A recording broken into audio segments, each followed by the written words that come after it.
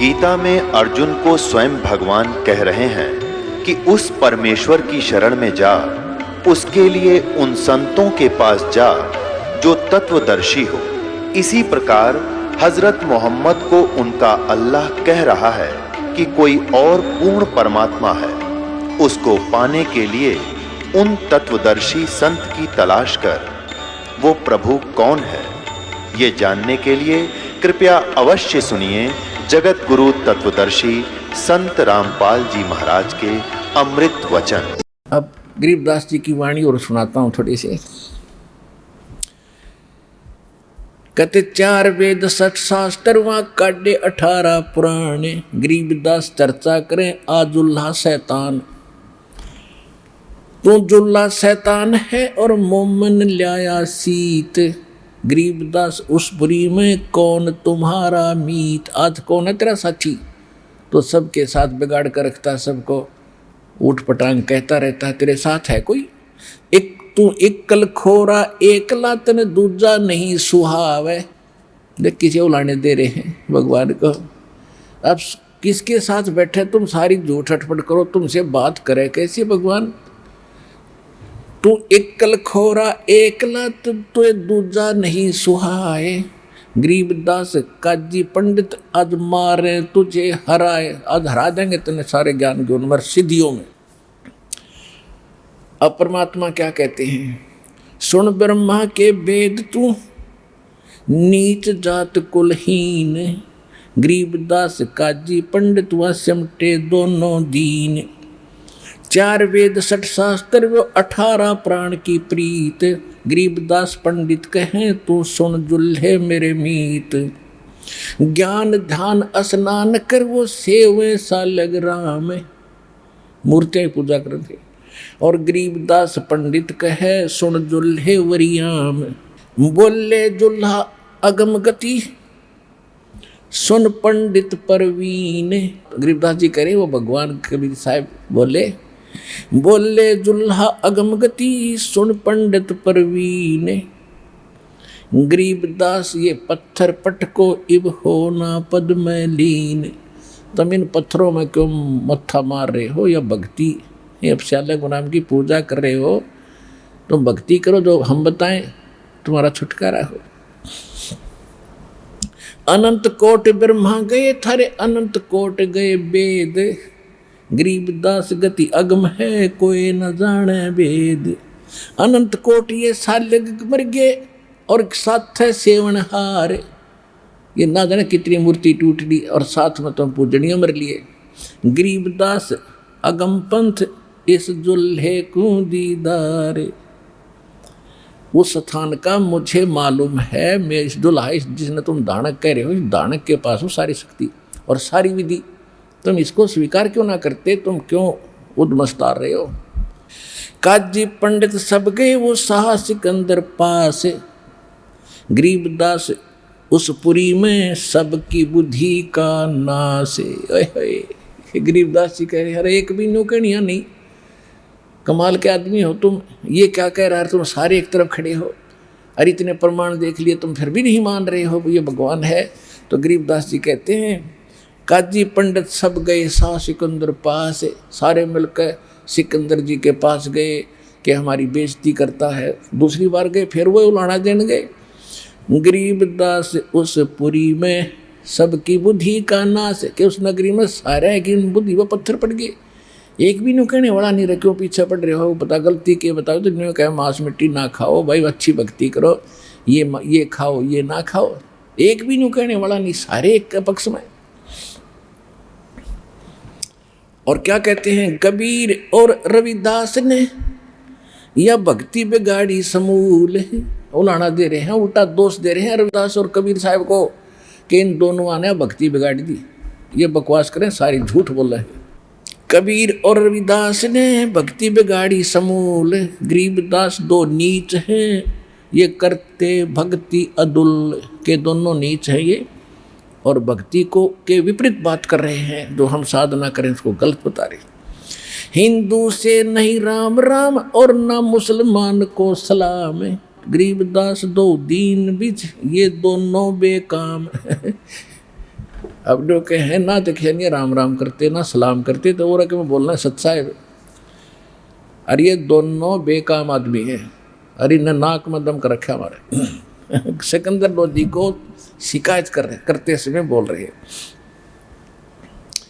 उमटी काशी सब गई सठ दर्शन खलीले, गरीबदास दोनों नीच हैं इनको मारत ना कोई ढील। एक दंडी सन्यासी ता सिमटे हैं बैराग, गरीबदास तन कन फटा भई सगन सबन से लाग। अब क्या बता रहे हैं गरीबदास जी कि दंडी स्वामी ये लठाएं डागरे धरती में नहीं रखते, दंडी स्वामी बोलते ये पूरे के पूरा ग्रुप, और सिमटे हैं बैरागी, गरीबदास वहाँ कन फटे कान पड़वा रखे जो नाथ, और वही सबन से लाग यानी सबके साथ ही उनकी ऐसे होगी, लाग नहीं होगा उसकी लगगी उनकी, क्योंकि परमात्मा सत्य कहें वो माने नहीं तो अपने आप दुश्मन मान लिए उन भोले व्यक्तियों ने परमात्मा को। तो गरीबदास जी चित्रार्थ कर रहे हैं कि सबके साथ उनकी लाग होगी, लगगी। दंडी सन्यासी सिमटे हैं बैराग, गरीबदास ताकन फटे भई सबन से लाग। एक उदासी बनखंडी फूल पान फल भोगे, गरीबदास मारन चले सब काशी के लोग। गाल बजावे बम्ब बम्ब मस्तक तिलक संदूर, गरीबदास कोई भंग बखे कोई उड़ावे दूर। अब जिनको पता लग गया सारे रविदास और उनके साथ झगड़ने के लिए चल पड़े, कहते कोई तो बम्ब बम्ब करता रहा है, कोई माथे पर सिंदूर ला रहा है, कोई भांग खावे पीवे एक ठूठा मार गए, और कोई नो धूल उड़ाता रहा है, सारे बकवादी इकट्ठे हो रहे। जुल्हे और चमार पर हुई चढ़ाई जोरे, गरीबदास पत्थर लिए मारे जुल्हाए तोरे। अब वो सारे आगे कहने लगे पत्थर हाथों में ले रहे, जय तू आज हार गया और तेरी विजय नहीं हुई तो तुझे यही मार मार के पत्थर दोनों को मारेंगे, ऐसी कंडीशन कर दी। ऐसा गरीबदास जी बता रहे हैं। फिर क्या बताया, पंडित और बैराग सब हुआ इकट्ठा आने, गरीबदास एक गुल भया चौकी धरी पाषाण। एक पित्तल की मूर्ति एक चांदी का चौक, चांदी की तो चौकी बना रखी, पत्थर की पित्तल की मूर्ति रख रखी, कोई सोने की कोई कांसी की। एक पित्तल की मूर्ति एक चांदी का चौक, गरीबदास एक नाम बिना यो सुनना है तेरे लोग। अब वो दो उन्होंने अपने अपने जुगाड़ जोड़ रखे थे, एक चांदी की पाटड़ी बना रखी, उसके ऊपर एक सोने की मूर्ति एक चांदी की मूर्ति तो रखी पित्तल की। तो कहते हैं भाई एक परमात्मा की भक्ति के बिना तुम्हें तीन लोग ठिकाना नहीं, इन मूर्तियां से कोई लाभ होने वाला नहीं है। ऐसा भगवान उनको समझा रहे थे जब वो उसमें व्यस्त थे। काशीपुरी के सालगम सब से मट्टे आए, एक सोने की सालगम जरी बाब पैराने, गरीबदास इस मनुष्य अकल बड़ी के स्वान। कहते परमात्मा कह रहे थे कबीर साहब, गरीबदास जी बता रहे हैं कि कोई सोने की मूर्ति बना रहे हैं उसको पूज रहे, कोई चांदी की, कोई पत्थर की बना रहे हैं। कहते इसे मनुष्य आते हैं, कहते अकल बड़ी के समान, कि ये तो एक पशु के समान व्यक्ति है, जब कुछ सुनते नहीं रहे, ऐसी पूजा कर कर भगवान पाना चाहते हैं। देखो पुण्यात्माओं, परमात्मा मूर्ति के विरोधी नहीं थे, या भूल थी हमारा। अब जैसे एक सेब है और सेब के गुण हमने सुन रखे हैं, बहुत बड़ा स्वादिष्ट है, बड़ा पौष्टिक है, खाने से ये लाभ होता है, तो सभी की इच्छा बनती है। और वह मूर्ति दिखा दी कि ऐसी मूर्ति ये है सेब, जैसे आजकल पत्थर का ऐसा गजब का सेब बना देते हैं, ओरिजिनल फेल कर दे। कई बार ये फल बेचने वाले देखे, उसने वो ऐसे बना रखी होती है, उन्होंने फल रखने की पोर्शन से खाने से बना रखे होते। उसमें एक बार दास सेब लेने गया था, तो सेब शाम के समय तो वो छांटते जिस उनमें छांट के सब उठाया करते, वो छांटते भी खराब रह रही थी। तो मैंने कहा भाई तू इनमें से क्यों दे रहा है, ये ऊपर से उतार दे, ये दे दे बढ़िया सेब। वो बोला वो नहीं देने की। मैंने कहा भाई अच्छा आदमी है तू, पैसे और ले ले, 1 रुपया 2 रुपया ज़्यादा, तू ये क्यों ना देता। कहना ये देने की नहीं है, वो यूं ना गए पत्थर की है। तो उसने उठा के दे दिया, ले ले, वो हाथ मत दरी मत तरह के, जो वही तो पत्थर है, वो ऊपर और धर दी। 5-10 नारी ले रहा था कि उस नो दिखने स्टॉक बते रहा इसके पास, नो देख कर लोग आ जाए, वो कुछ ऐसा जाल होता है इनका। तो वो सेब उन वर्तमान सेबों से भी अच्छी लग रही थी। तो परमात्मा ये कहा करते कि तुम चाहे तो सोने की बना लो मूर्ति, और चाहे चांदी या पत्थर की। देखो मूर्ति तो उसका स्वरूप है, वो गुण मूर्ति में नहीं है। जैसे सेब का वो स्वरूप था, पत्थर की बना रखी थी, उस पत्थर में वो गुण वो लाभ नहीं मिल सकता। वो तो सेब खोजो कित पावे, इतनी सी बात कहा करते, वो सुना नहीं करते कि उनकी तो रोजी रोटी थी उनको। अब सुनेंगे हम, भगवान ने बुद्धि दी, ज्ञान दिया, ऐसा जहान दिया, और सब कितना सुंदर वातावरण। आज देखना अभी तक तो इतनी बिजली गिरी नहीं है, मांस मिट्टी शराब की विकारों की वैसे भरमार तो होगी, लेकिन अब छूट जाएगी। मैं देख रहा दास कितने पवित्र आत्मा त्याग दी जो पहले गलतियां करते थे। तो ऐसी जिस तरह समाज बिगड़ा है ऐसे सुधरे भी गा, टाइम वैसा ही लग जाए, एकदम नहीं बिगड़ा, बिगड़ते बिगड़ते सैकड़ों वर्ष लग गए। 50 वर्ष पहले कोई ऐसा विकार नहीं थे, 50 साल में कितनी बिजली गिर गई हमारे देखते देखते। तो अब ये 5-4 वर्ष में ये ऐसे वापस समझ भी होगा, क्योंकि भगवान का विधान और ताकत है सब समझ शक्ति में। अब कहते एक सोने की सालगम और जरी बाब पैरान, सोने की मूर्ति बना रखी, उस पर भी हार परा रखे सुंदर सुंदर। कहते जब यह सारी सोने की है, फिर ये और सोने की माला बुला क्या क्या खाक काम करेगी इसके ऊपर। गरीबदास इस मुनिस्ते अकल बड़ी के स्वान, ये तो कुत्ता अच्छा कि इनकी अकल अच्छी, ये कहना चाह रहे परमात्मा। कहते कुत्ता मुख में मूत है, ये कैसे सालग राम है। थारे किसी भगवान तेरे कुत्ते के मुंह में, तो कुत्ता मूत गया तेरे भगवान के मुंह में। गरीबदास जुल्ला कहे थारी अकल गई किस गाँव में, तारी अकल कौन से गांव जा रही है। इसने तुम अभी भगवान मान रहे हो, कुत्ता मुंह में मूत गया, यू बचा भी ना सके, वो मुंह तो मोर लेता नो कम से कम है, या टांग तोड़ देता कुत्ते की, भगवान होता थे। कुत्ता मुख में मूते है, ये कैसे सा लग रहा में। गरीबदास जुल्ला कहे अकल गई किस गाँव में।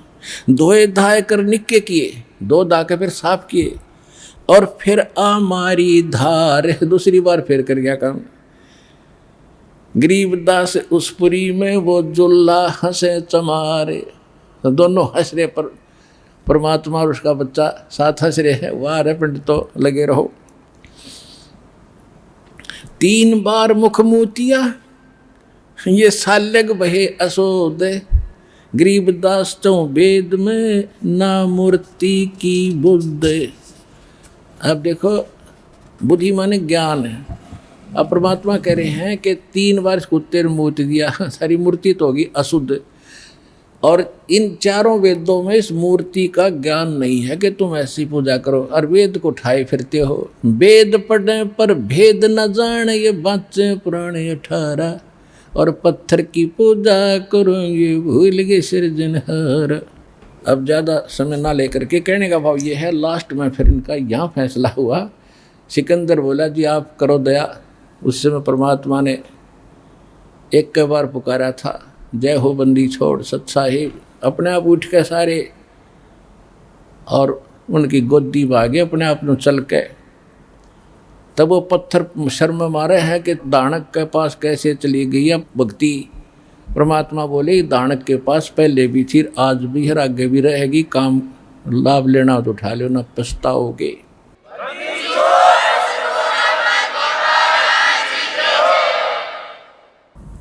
कहते समझा है तो सर दर पाऊं, बहुर नहीं रे ऐसा दाओ। श्वेत छत्र सिर मुकुट विराज, देखत ना उस चेहरे नु। गरीबदास ये वक्त जात है, रोगे इस पैरे नु। गरीबदास ये वक्त जात है, रोगे इस पैरे नु। कहते तुम जो सच्चा भगवान है, सफ़ेद, कहते सफ़ेद छतर सिर मुकुट विराज है, सिर पर छतर है सफ़ेद और मुकुट है उस परमात्मा की, और देखत ना उस चेहरे नू गरीबदास ये वक्त जाता है रोगे इस पैरे नू। ये हाथ से मनुष्य जीवन छूट जाएगा, फिर इस समय को रोया करोगे कुत्ता बने के ऊपर न मुँह करके, और फिर कुछ हाथ नहीं लगेगा। इसलिए समझा है तो सत्तर पाँव और बहर नहीं रह सकता। परम पिता परमात्मा पूर्ण ब्रह्म सर्व सृष्टि रचनहार कबीर परमेश्वर जी की असीम रजा से आप सभी पुण्यात्माएं जो सतलोक आश्रम बरवाला जिला हिसार से संबंधित हो चुके हो, आपकी बहुत ही अच्छी किस्मत है, धन भाग हैं आपके, जो कि आपको ऐसे समय में, ऐसे प्राइम टाइम में मानव शरीर प्राप्त है, स्त्री या पुरुष का। और मानव शरीर प्राप्त जिन प्राणियों को परमात्मा पाने की लगन लगी है, तड़फ है, वो बहुत ही अच्छी किस्मत के प्राणी हैं। उनसे भी अच्छी किस्मत उन प्राणियों की होगी जो सतलोक आश्रम बरवाला जिला हिसार से जुड़कर इस दास से दीक्षा प्राप्त कर लेंगे। आप उन्हीं पुण्यात्माओं में से हैं। आपके ऊपर परमात्मा ने रहम करने में कोई कसर नहीं छोड़ी। परमात्मा कहते हैं 100 छल छिद्र मैं करूं अपने जन के काज, अपनी प्यारी आत्मा को अपनी शरण में लेने के लिए ना जाने कितने छल छिद्र, कितने प्रकार के कारण बनाता हूँ। सतलोक आश्रम में और इस सत भक्ति को ग्रहण करने में कोई भी कारण आपका आड़े आया है, वो परमात्मा की ही देन समझ लेना। और कुछ आपके पूर्व जन्म के कमज़ोर संस्कार, बुरे संस्कारों का भी सहयोग रहा है। आपके साथ में पुण्य संस्कार भी थे और साथ में बुरे संस्कार भी थे। बुरे संस्कारों ने आपके ऊपर दुख कहर तोले, और आप जी जो साधना पहले कर रहे थे उसको करते करते आप सुखी महसूस कर रहे थे, कोई कष्ट आया नहीं था। और जब आपके ऊपर संकट आए, पाप कर्मों का दौर शुरू हुआ, आपकी प्रारब्ध की वो रूपरेखा शुरू हुई, दुखों का दौर चला, तो उस समय आपकी जो वर्तमान की सब साधनाएं व्यर्थ हुई। फिर आप जी ने सोचा कोई और साधु संत के पास चलें, वहाँ भी आप गए, वहाँ से भी कोई राहत नहीं मिली। और यहाँ क्योंकि जो वस्तु जिससे सुख होना है, जो औषधि जिस हॉस्पिटल में है, जिससे वो रोग कटना है, तो रोग उस औषधि से ही कटेगा। केवल बड़े बड़े हॉस्पिटल बना लेने से, बड़े बड़े बोर्ड लगा लेने से औषधि उस रोग नाश की है नहीं। तो वहाँ बेशक वो रोगी जाते हैं ये आशा लेकर के हम रोग मुक्त होंगे, लेकिन अंत में उनको निराशा ही हाथ लगती है। आप जो यहाँ पहुँचे हैं, आपके लिए वो दुख वरदान सिद्ध होगा यदि आपने यो ज्ञान समझ लिया। पुण्यात्माओं, यदि परमात्मा इतना ही आदेश देते कि सबको आशीर्वाद दे देना, सब ठीक होते चले जाएंगे, तो कोई बड़ी बात नहीं थी, ये भी हो जाना था। लेकिन उन्होंने ये कहा है कि पहले हमें पहचानो, समझो, और हम क्या उद्देश्य लेकर के आपको दीक्षा दे रहे हैं इसको भी गहराई से जानो। और जिस दिन आपकी ये दृढ़ आस्था हो जाएगी कि कबीर इज गॉड, उस दिन देखना आपके घर में कितने सुख शुरू होंगे। पल पल में परमात्मा की मेहर दिखाई देगी। परमेश्वर ने स्पष्ट भी किया है, जब आप परमात्मा का भोग लगता है वाणी को, उसमें एक शब्द आता है कि मोकू का खोजा रे बंदे, ढूंढा रे बंदे, मैं तो तेरे पास में। मैं ना मंदिर में, ना मस्जिद में, ना किसी काशी कलाश में। अंत में भगवान कह देते हैं कि यदि तुझे विश्वास हो गया कि मैं परमात्मा हूं, तो उस दिन समझ लेना मैं तेरे पास हो गया। मैं तो विश्वास के अंदर हूं। और विश्वास कबीर साहब पे ये काल होने नहीं देता कि कबीर वो दानक जुलाहा जो काशी में रहता था वो भगवान, वो परमात्मा और सबका रचनहार है। तो एक बार सिर घूम जाता आदमी का कि ऐसे कैसे हो सकता है। तो ये तो ऐसे कैसे हो या ना हो, पर ये सच्चाई है। अनंत कोट ब्रह्मांड का एक रति नहीं भारे, सतगुरु पुरुष कबीर हैं ये कुल के सिरजनहार। हम सुल्तानी नानक तारे, दादू को उपदेश दिया, जात जुलाहा भेद न पाया, वो काशी महे कबीर हुआ। तो ये कि कबीर परमात्मा है और आपको कद विश्वास होगा उसके लिए प्रयत्नशील है। इतने प्रमाण दे रखे आपको। अपने जो धार्मिक ग्रंथ हैं, सदग्रंथ, प्रत्येक पवित्र धर्म के पवित्र सदग्रंथ, उनसे प्रमाणित कर दिया कि वो जो कबीर है, जिसको अल्लाहु अकबर कहते हैं, जिसने 6 दिन में सृष्टि रची, 7वें दिन तख्त पर जा बैठा, वो है पूर्ण परमात्मा और उसका नाम कबीर है। ये हमारे सदग्रंथों ने, वेदों ने प्रमाणित कर दिया, भी वेदों ने भी प्रमाणित कर दिया। पवित्र वेदों ने, पवित्र बाइबल ने, पवित्र कुरान शरीफ ने और पवित्र उन महापुरुषों की अमृतवाणी ने, जिनको परमात्मा मिले, जिन्होंने भगवान को देखा, उस दानक रूप में देखा और सतलोक में अनंत कोट ब्रह्मांड के संचालक के रूप में देखा। उन महापुरुषों ने कहा है, फाई सूरत मुलुक की वेश, ए ठगवाड़ा ठगी देश, खरा सियाणा भोता वार, ये धानक रूप रहा करता। आदरणीय नानक साहिब जी ने एफिडेविट दे रखा, अपनी आंखों देखा भगवान को। आदरणीय गरीबदास साहिब जी ने कहा कि हम सुल्तानी नानक तारे, दादू को उपदेश दिया और जाति जुलाहा भेद नहीं पाया, वो काशी में कबीर हुआ। और अनंत कोट ब्रह्मांड का एक रति नहीं भार, और सतगुरु पुरुष कबीर हैं ये कुल के सिरजनहार। दादू साहिब जी को परमात्मा मिले थे, सचखंड लेकर गए थे, ऐसे ही जैसे गरीबदास साहिब जी को, जैसे नानक साहिब जी को लेकर गए थे, फिर छोड़ा था वापस अपना विटनेस बनाने के लिए। दादू साहिब जी को भी लेकर गए थे और दादू साहिब जी ने कहा कि जिन मुझको निज नाम दिया, सोए सतगुरु हमार, दादू दूसरा कोई नहीं, यो कबीर सिरजनहार। आदरणीय धर्मदास साहिब जी ने, जिनको परमात्मा सचखंड लेकर गए थे, वापस छोड़ा था, उन्होंने भी यही गवाही दी है। तो अब इससे ये सिद्ध हो गया कि वो परमात्मा कबीर साहिब है। कबीर कौन सा कबीर? जो काशी में, जिसको हम धानक दुल्हा कहते थे। तो जिस दिन आपके हृदय ने ये बात मान ली, और ये भी तब समझ पाओगे जब आप ज्ञान समझोगे, और ज्ञान में ये भी समझ पाएगी कि ये सुप्रीम पावर है, सबसे सर्वशक्तिमान यही परमात्मा है, और ये हमारे सब पापों का नाश कर सकता है। बाकी ना ब्रह्मा जी कर सकते, ना विष्णु जी, ना शिव जी, ना गणेश जी, ना राम, ना कृष्ण, और न ही ये ब्रह्म और ना परब्रह्म यानी अक्षर पुरुष।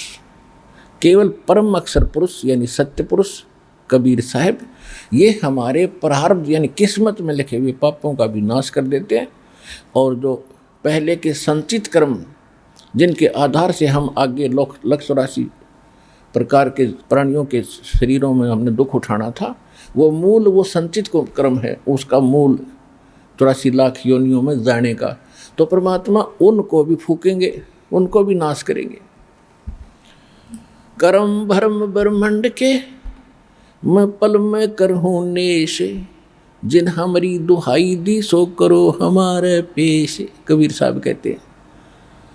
फिर कहते हैं, जब ही सतनाम हृदय धरो।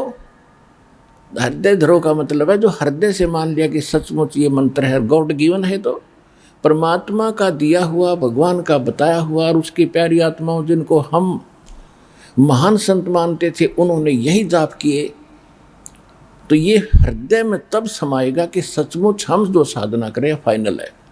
इसके अतिरिक्त पृथ्वी पर कोई भक्ति नहीं है जो श्रेष्ठ है। तो जब कहते हैं जब ही सतनाम हृदय धरो और भयो पाप को नासे, तभी नाश हो जाएगा सब पापों का। और जैसे चिंगारी अग्नि की और पड़े पुराने घास, तो 1,00,000 टन सूखा घास पड़ा हो और उसमें एक माचिस की सीख जला के उसमें लगा दे, उसने सारे न जला कर राख कर देगी और चलेगी फिर तेज आंधी उस स्थान को भी साफ कर देगी। ऐसे आपका पुराना घास यानी पुराने संचित कर्म धर्मराज के दरबार में आपके अकाउंट में ढेर सारे बिना गिनती के, तो मालिक उनको भी फूकेगा। तभी तो 84 लाख योनियों में जाने से हम बचेंगे। और आने वाले जीवन, इस जीवन में जो दुख हमारे कर्म के होंगे, पिछले संस्कार हैं ये, पिछले संस्कार से आज सुखी है, जिस नकली सुख को हम सुख मानते हैं, और पिछले संस्कारों से पापों से हम दुखी हैं।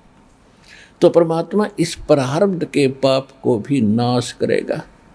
तो तभी हम इसलिए भगवान की खोज करते थे कि हम पर कोई आपत्ति ना आवे और हमारे बच्चे भी सुखी रहें, हम भी सुखी रहें, ठीक ठाक अपना जीवन निर्वाह करें और भक्ति जरूर करें। तो पहले तो हम केवल कहीं जाते थे तो उद्देश्य ये होता था बिजनेस में अच्छा लाभ हो, बच्चे सुखी हों, बस दैट्स ऑल। अब हमें वास्तविकता का ज्ञान हुआ कि मोक्ष पहले हो, छोटा मोटा कष्ट भी बेशक बना रहे पर मोक्ष हो। तो कष्ट भी नहीं होने देंगे भगवान। जब मोक्ष देंगे तो कष्ट युक्त व्यक्ति भक्ति कैसे करेगा? और घना सुखी हो गया तो भी भक्ति नहीं करता। ये भी परमात्मा ने खूब मालूम है, वो बालक नहीं है। तो परमात्मा कहते हैं कि जिस समय आप हमारी शरण में आ जाते हो, परमात्मा कबीर जी की शरण में, तो उस समय आपको ये दृढ़ विश्वास कराना अनिवार्य है कि कबीर भगवान है, इसके अतिरिक्त पृथ्वी पर कोई परमात्मा नहीं और इससे अतिरिक्त कोई सत साधना नहीं जो सतलोकासन वाला जिला हिसार में ये दास प्रदान कर रहा है। तो उस दिन आपका हाथ पकड़ लिया भगवान ने, और समर्थ जिसका साथ देता है वो छोड़ता नहीं। फिर तो सबसे पहले आपने परमात्मा पर विश्वास दृढ़ करना पड़ेगा। कुछ भगत तो ऐसे आते हैं, टीवी किसी ने बता दिया कि उस टीवी में देखो बड़े लोग सुखी हो रहे हैं, और वो एक बार देखते ही भाग लेते हैं, बस हम तो ठीक होने जा रहे हैं। इस उद्देश्य से यहाँ आने की कतई आवश्यकता नहीं कि हम ठीक होने जा रहे हैं। उसके साथ साथ इंटरव्यू जो भक्तों के अनुभव आते हैं, उसके साथ साथ ज्ञान भी बहुत बताते हैं। उस पर भी ध्यान देना चाहिए आप जी ने कि हम उद्देश्य क्या ले रहे हैं ये सुख देने का। तो सबसे पहले यहाँ आने वाले भक्त को ये जान लेना चाहिए कि हम मोक्ष देते हैं, हमारा ठेका मोक्ष देने का है। यहाँ पर हमारा मूल जो काम है, आपको जन्म जन्म असंख्य जन्मों के संकट से, इस दीर्घ रोग से, जन्म और मृत्यु के रोग से छुटवाने का हमारा मूल काम है। बाकी रहे जो कष्ट हैं आप पर, ये भी निवारण करने पड़ेंगे जब आपसे भक्ति करानी है भगवान ने। तो संकट में भक्ति हो नहीं सकती, लेकिन थोड़ा बहुत संकट भगवान जान कर रखते हैं, क्योंकि सुखी होते ही जीव भगवान बोलता है। ये ऐसी बुरी आदत है हमारी। तो परमात्मा क्या बताना चाहते हैं कि जब ही सतनाम हृदय धरो और भयो पाप को नासे, जैसे चिंगारी अग्नि की बाई पड़े पुराने घासे। आपके संचित कर्म समाप्त होंगे, और फिर जब संचित कर्म यानी पाप कर्म आपके हृदय में बेचैनी पैदा किए रखते हैं, और जब इस मंत्र के जाप से, आशीर्वाद से, धर्म कर्म जो आपको बताए जाते हैं, सब से मिलकर ही वो नॉर्मल होंगे। जैसे कपड़ा ज़्यादा मैला हो जाता है, तो उस ज़्यादा मैला है तो कुछ तो इतना ही मैल होता है। जैसे कई भक्त ये सोचते हैं कि एक भक्त कह रहा था मैं यहाँ आया, आते ठीक हो गया। दूसरा कह रहा था मैं तीसरी बार में मुझे राहत मिल गई। एक कहता मैं 6 बार आ लिया, मुझे राहत मिल नहीं रही। ये उसकी भूल और अज्ञानता है। जैसे किसी का कपड़ा थोड़ा मैला है तो पानी में डाल दो, धूल धाल लग रही है, तुरंत उतर जाएगी, साफ हो गया। और जिसका उससे अधिक कुछ मैल लगा है तो साबुन प्रयोग करना पड़ेगा। एक बार भी ना हो तो 2 बार धोना पड़ेगा, और तीसरी बार भी धोना पड़ सकता है जब मैल घना होता, साबुन फिर भी लाना पड़ जाए। लेकिन तरीका यही है उसको साफ करने का, और कोई तरीका है ही नहीं। वो 1 बार में साफ होता है, 2 बार में होता है, चाहे 100 बार में होता है। कहने का भाव ये है कि पहले ज्ञान समझें, फिर सब समाधान से परिचित हों कि इसके अतिरिक्त कोई साधना नहीं, इसके अतिरिक्त कोई भगवान नहीं, और कोई पृथ्वी पर करने वाला नहीं। और ये शंका तो पहले सब जगह घूम फिर के फिर बाद में आया करो, यहाँ पर जल्दी काम बढ़ेगा। और यहाँ से फिर भटक कर कहीं और जाते हैं, फिर मालिक देर से सुनता है उनकी, ये और दिक्कत आ जाती है। हम प्रत्येक सत्संग में आपको सूचना देने की कोशिश करते हैं कि पहले आप ये फैसला कर लो कि इस पृथ्वी पर कोई और भक्ति नहीं और भगवान नहीं, और फिर सच्चे दिल से भक्ति करो। फिर देखो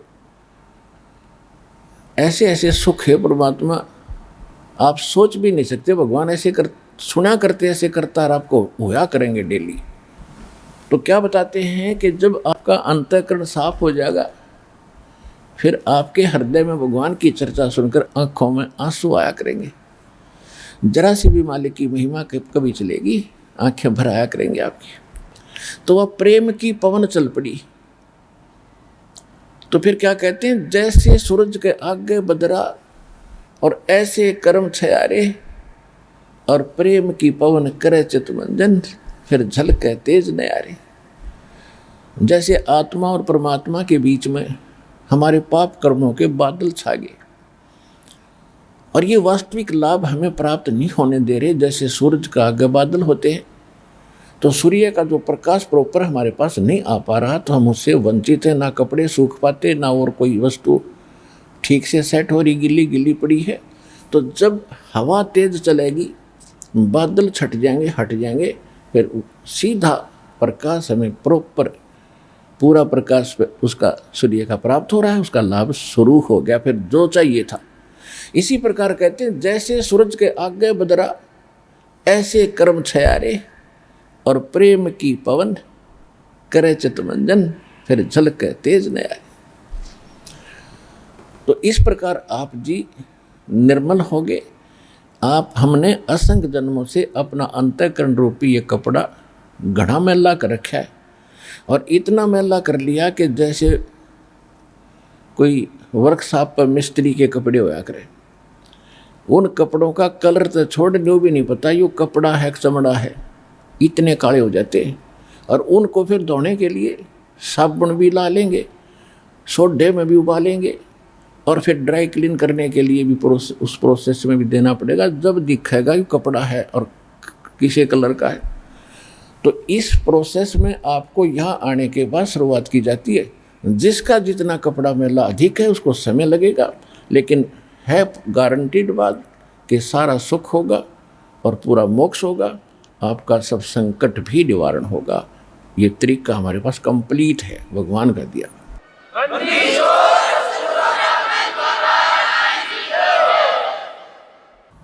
और कोई भक्त कहते हैं हम 4 बार आ लिए हैं, हमें कोई राहत मिल नहीं रही। और कई भक्त अधिकतर कहते हैं, कहने लगे जी कैंसर का रोग था वो तो कितनी ठीक हो गया, एक थोड़ा सा हाथ में दिक्कत है। कोई बात ना बेटा, जब भगवान ने इतना भयंकर रोग ठीक कर दिया, हाथ वाली दिक्कत उसके लिए क्या बड़ी है, पर इसने करेगा अपने हिसाब से। अगर सारे कब ठीक कर दिए फिर वही बकवास शुरू हो जाएंगी। तो ये थोड़ा सा तो रखना पड़ेगा तुम्हारे यहाँ, ना तुम भाग जाओगे फिर काल के पाले में। परमात्मा कहते हैं सुख के माथे पत्थर पड़ो, जिसते नाम हृदय ते जावे, और बलिहारी उस दुख के जो पल पल नाम रटावे। कि हे परमात्मा इतना सुख भी ना देना जिससे आपकी भूल पड़े, आपका नाम की याद ना रहे। आग लगे इसे सुख के भगवान बताना चाहते हैं। और इतना दुख भी दिए रखना तेरी याद बनी रहे। तो ये परमात्मा का काम है। जब आप इसके ऑपरेशन थिएटर में आ गए, जन्म मरण के रोग काटन का ये एकमात्र ऑपरेशन थिएटर है सतलोक आश्रम बरवाला, जिला हिसार में। तो उसके उस रोग का नाश करने के लिए पहले सारी सेटिंग करनी पड़ती है। जैसे शुगर बढ़ रही है, पहले उसने ठीक करेगा डॉक्टर, या कोई और दिक्कत है पहले उसको पूरा करेगा। तो मोक्ष प्राप्ति से पहले आपके ऊपर जो जो संकट हैं उनको सेट करेंगे, तभी तो ये मोक्ष का ऑपरेशन होगा। तो जो दुख तुम्हारे ऊपर है पहले इनको ठीक करेंगे, अवश्य करेंगे, फिर समय बेशक लग जाएगा, अपने हिसाब से करेंगे। और किसी के कोई ऐसा दिक्कत है नहीं तो सीधा ऑपरेशन हो जाता उसका। तो ये एक साइंटिफिक तरीके से भी आपने इस अध्यात्म मार्ग को, ये भी विज्ञान है, इसको तत्व ज्ञान कहो, विज्ञान कहो, मूल ज्ञान कहो, ये अध्यात्म विज्ञान है। इस तरह परमात्मा अपने हिसाब से करेगा। तो इस प्रकार आपने जल्दी नहीं मचानी चाहिए। अब जैसे कई कहते हैं जी हमने ज्योति भी वो यज्ञ भी करा दिया है, हमने एक पाठ भी करा दिया है, अभी भी कुछ घर में थोड़ी बहुत दिक्कत चली रही है। तो पुण्यात्माओं ये विचार करना चाहिए। कई भक्त दिक्कत ऐसे बिना ज्ञान के विचलित हो जाते हैं। एक कह रहा था कि मेरी पत्नी ऐसे ऐसे कह रही थी, ये कर लिया वो कर लिया, मैं तो इस नाम को ही त्यागूंगी। एक बहन कह रही थी वहाँ बहुत अच्छा संत है, वहाँ जाऊंगी।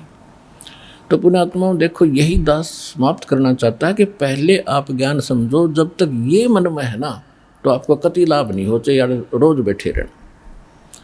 सबसे पहले एक तरफ हो जाओ कि पृथ्वी पर भगवान, इस कबीर परमात्मा जैसे भगवान नहीं, और इस सतलोक आश्रम बरवाला जिला हिसार जैसा इस दास के द्वारा दिया गया ज्ञान जैसा ज्ञान नहीं, और ऐसे भक्ति विधि नहीं पृथ्वी पे। और ये गारंटी दास आपको प्रमाणित भी कर रहा है और गारंटी दे रहा है। तो इसलिए इतना ज्ञान और इतना आपको प्रमाण दिखाने का दास का उद्देश्य है कि आप भगवान के इस मार्ग पर दृढ़ लगे रहें। और कहते हैं सत ना छोड़े सूरमा, सत छोड़े पथ जा, और सत के बांधे लक्ष्य में फेर में लग गया। परमात्मा आपकी परीक्षा लेते हैं। अगर आप थोड़े से में डगमग हो गए तो फिर भगवान का ऑपरेशन नहीं करने दिया, आप तो उठ के भाग गए, जाओ फिर थिएटर से भाग गए तो जाओ भाई, वहाँ कौन करेगा। तो इस प्रकार आप जिन्हें बहुत डर रहना पड़ेगा। ये कोई डूम बाट के गीत नहीं, और दास कोई रोजी रोटी के लिए सांग नहीं जोड़ रहा। 2 रोटी भगवान ने दे रखी थी। जूनियर इंजीनियर की पोस्ट थी, civil department, irrigation department Haryana में, और अपनी मर्जी से उस पोस्ट को त्याग कर भगवान के आदेश अनुसार इस परमार्थ काम पर दास लगा है। भगवान को खूब पहचाना है, सारा ज्ञान जाना है, तब इस मार्ग पर कदम रखा दास ने। ये तो निश्चित हो जाना।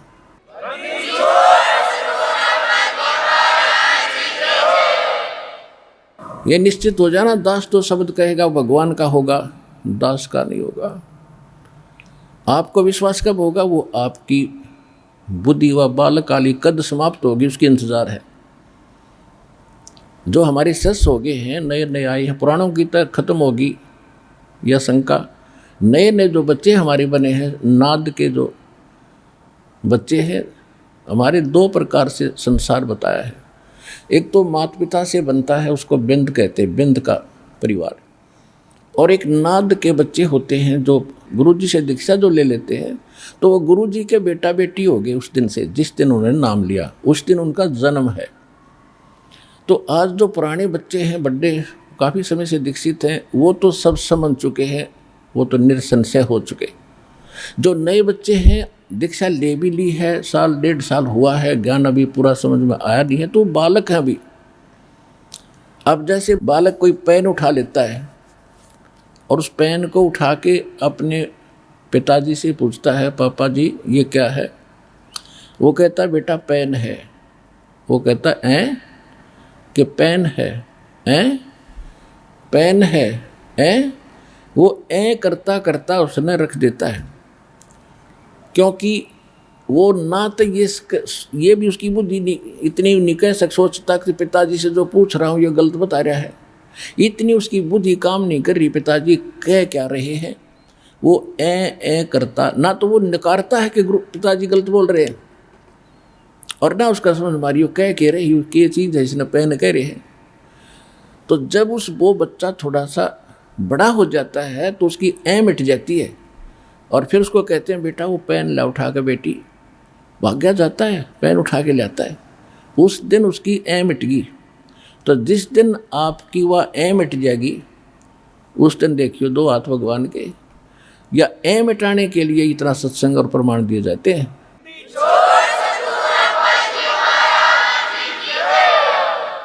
तो क्योंकि आप हमारे बच्चे हो गए, शिष्य हो गए, आपको इतना तो ज्ञान हो गया कि जो गुरु बोलते हैं वो सत्य है।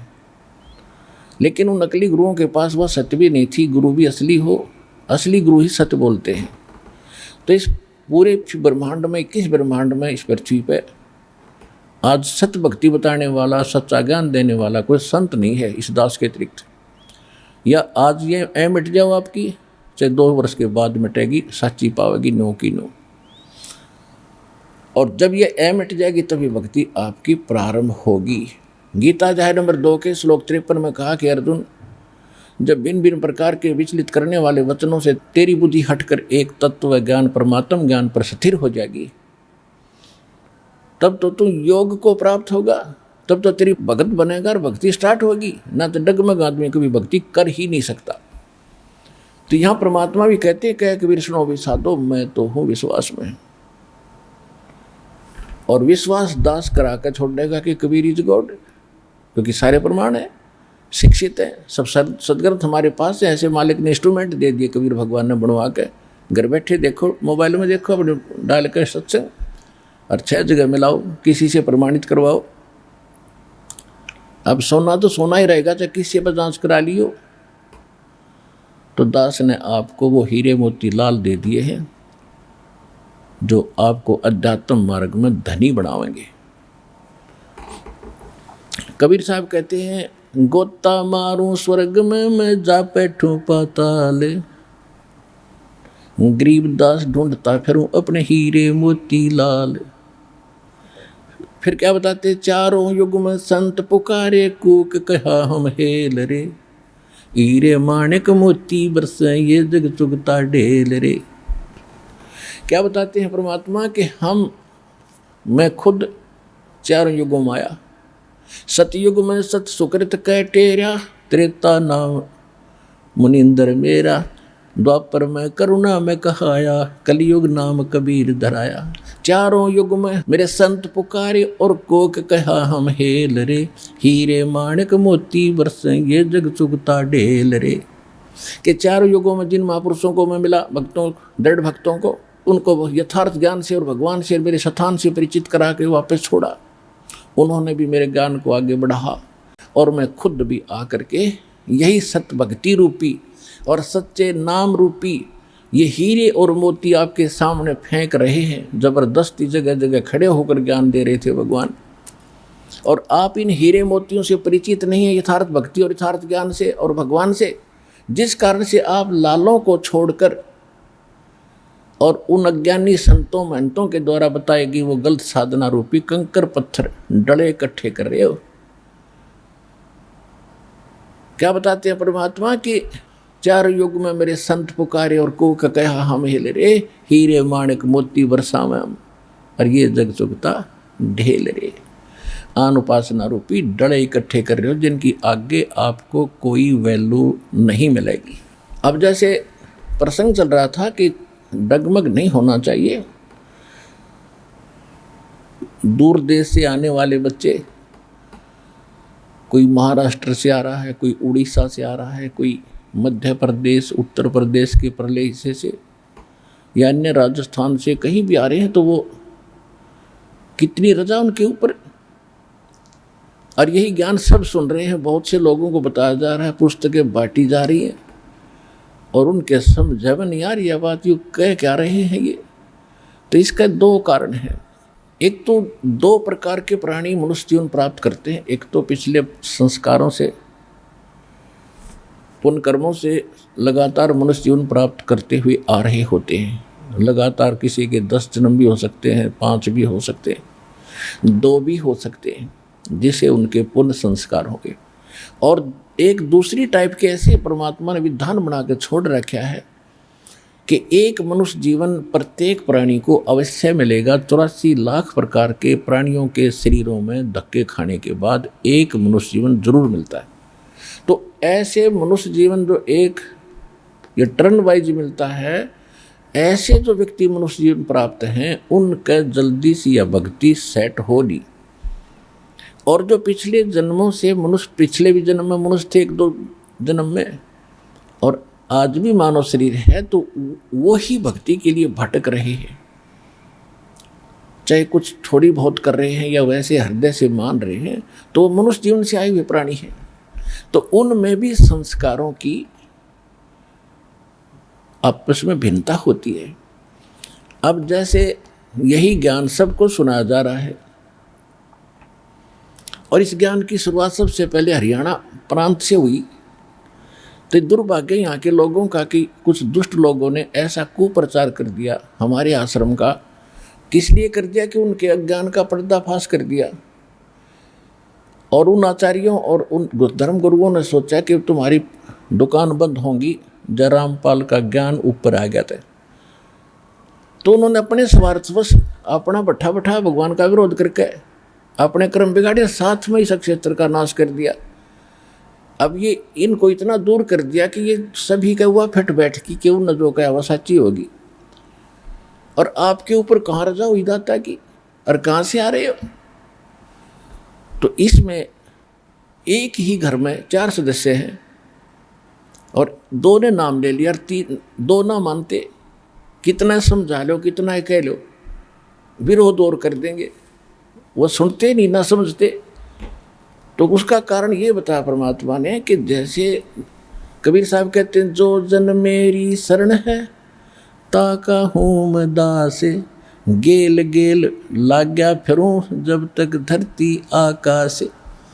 तो कभी वो पुण्यात्मा जो इस ज्ञान को समझ गए तुरंत, वो परमात्मा के पिछले जन्म के संस्कारी हैं, और ये सारा काल का लोक है।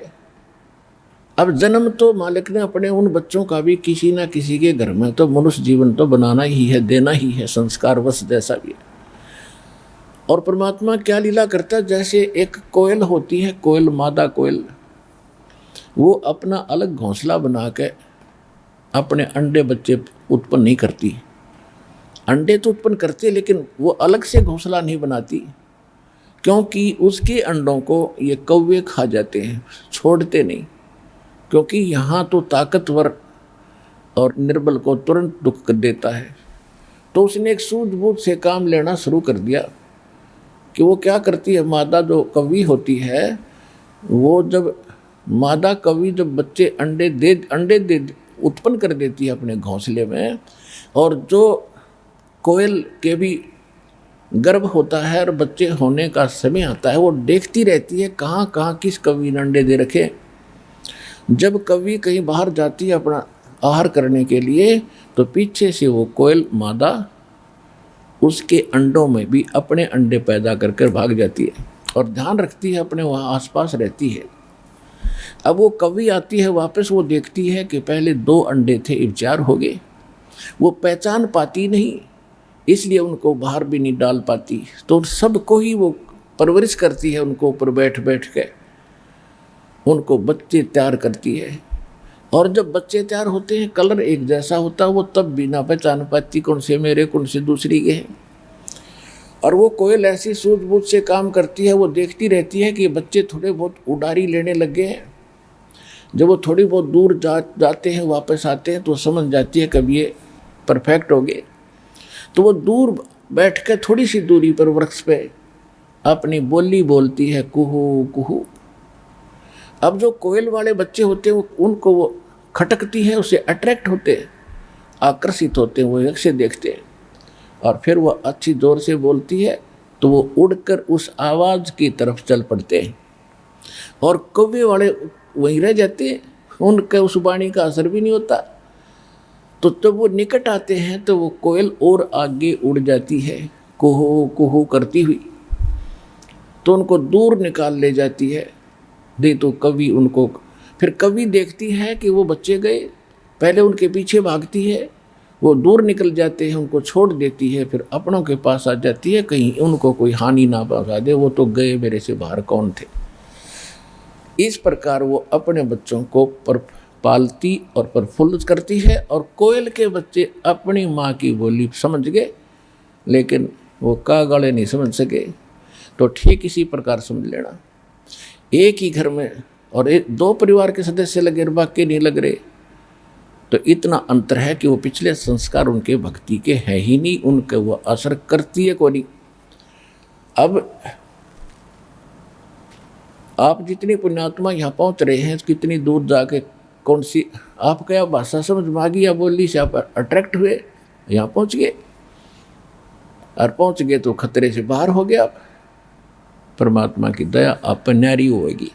कहते हैं गोता मारूं स्वर्ग में, मैं जा बैठूं पाताले, गरीबदास ढूंढता फिरूं अपने हीरे मोती लाल। ये परमात्मा का विधान है, और यही वेद प्रमाणित करते हैं कि वो परमात्मा ऊपर के लोक में रहता है और वहाँ से गति करके आता, चल के सहशरीर आता है, अच्छी आत्माओं को मिलता है। अपने वहाँ परमात्मा का शरीर बहुत तेजों में है, जैसे एक रोम, यानी शरीर के बाल को रोम बोलते हैं। एक रोम में करोड़ सूर्य मिला दे, करोड़ चंद्रमा, इतनी रोशनी है उस परमात्मा की, उससे भी ज़्यादा, यानी। और पूरे बॉडी के बालों की कितनी होगी, 3.5 करोड़ रोम कूप होते हैं मनुष्य के शरीर में, तो कितना तेज है। और उस तेज में शरीर में यहाँ आ जा भगवान, तो हमारी चरम दृष्टि उसको देख नहीं सकती। तो अपने शरीर को वो हल्का करके, तेज बुंद का हल्का करके, और इस विध हमको भेंट ही। और यही वेद बताते हैं कि परमात्मा अपने शरीर को, अपने रूप को, स्वरूप को हल्का करके, सरल करके, और यहाँ अच्छी आत्माओं को मिलते हैं, उनको ज्ञान से परिचित कराते हैं, और कवियों की तरह आचरण करते हैं, जगह जगह खड़े होकर लोकोक्तियों के माध्यम से, कविताओं से वह अपनी वाणी का, उस तत्व ज्ञान का प्रचार करते हैं। तो इसी परमात्मा का विधान है, और ये केवल परमात्मा कबीर जी ने ही ये लीला की है। एक समय की बात है कि धर्मदास नाम के महापुरुष बहुत बड़े धनी थे, बहुत ज़्यादा उनके पास धन था, और वैश्य कुल में जन्म था, यानी बनिए लाला जी थे। और इतना पैसा होते हुए भी उसके अंदर दृढ़ परमात्मा की एक विशेष तड़प थी। उन्होंने एक हिंदू धर्म से संबंधित वैष्णव परंपरा के, यानी विष्णु जी सतोगुण के उपासक संत श्री रूपदास जी से दीक्षा भी ले रखी थी। और ये सबसे बड़ी कभी हमारी जो सबसे बड़ी बाधा हमारे लिए है कि जो नकली संतों के फंस गए ना जो भक्त, उनको वहाँ से निकालना मेरे लिए कठिन हो रहा है। और वैसे सिंपल जैसे हम पहले कहीं फंसे नहीं थे, वैसे अपने आप मंदिर में चले गए, अपने आप को व्रत रख लिया, कोई राम राम कर लिया, कोई गीता का पाठ कर लिया, तो हम थे न्यूट्रल से। तो हमने जल्दी असर हो गया हमारा इन बातों का, सच्चाई देखी सदग्रंथों में, तो हम सीधे जल्दी लग गए। जो किसी गुरु के फंसा हुआ है तो वो पहले जाता है अपने गुरु जी से पूछेगा कि गुरु जी मैंने ऐसे सुना, वो संत ऐसे कह रहा था, और वो नकली सामने देख भी लेगा, उसके आगे उसकी महिमा अड़ जाती है, उसकी स्वार्थ हट जाता है, और उसको ये मालूम है कि जो मैं कहूँगा ये चेला सारी सच्ची मानेगा, तो वो जानबूझ कर उनको गुमराह कर देते हैं। तो वो फिर सच मान लेते हैं, भाई गुरु जी की बात तो गुरु जी जानते होंगे, हमें क्या पता। तो सबसे बड़े इस मार्ग में जो बाधक है ये गुरु है जो नकली है। बाकी जो न्यूट्रल से वो तो अपने आप फटाफट आ रहे हैं। हाँ भी बिल्कुल सच है, सामने प्रमाण है, वेद गीता में हम पढ़ ले, हम खुद पढ़ सकते हैं, बालक थोड़े हैं, हम शिक्षित किए भगवान ने, तो वो जल्दी आ रहे हैं। और ठीक है, कोई अच्छी किस्मत वाला है, उनके गुरुओं को फंस रहा है, बुद्धिमान व्यक्ति है, प्रमाण देख लेता, वो आता है। ऐसे भी आ रहे हैं, लेकिन वो संख्या में बहुत कम है। तो ऐसे ही रूपदास नाम के एक वैष्णव परंपरा के संत से उसने नाम भी ले रखा था, दीक्षा भी ले रखी थी। क्योंकि ये तो एक आम धारणा है भगत समाज में, खास करके गुरु बिन बात बने नहीं। गुरु बिना मोक्ष हो नहीं सकता। पर यह भी ना समझ में आती है कि गुरु भी गुरु हो, नकली ना, नकली से बात नहीं बनेगी। पासपोर्ट है तो ओरिजिनल हो विदेश जाने के लिए, तो पक्की बात है पासपोर्ट बिना जा ही नहीं सकते, और फिर वीजा लग गए। तो पासपोर्ट भी असली हो, गुरु जी भी असली हो, शिक्षा दीक्षा भी असली हो, ओरिजिनल हो, तब वो बात सही है। लेकिन नकलियों को भी हमने उसी कैटेगरी में ले लिया, असली वाली में। इसका कारण ये था कि हम पहचान नहीं कर पा रहे थे। अब दास ने पहले पहचान कराई आपको संत और असंत की, और बुद्धिमान समाज धीरे धीरे इधर आकर्षित होगा, अग्रसर भी होगा, समझेगा, रहा होगा, अपना पीछा छुड़वाओ।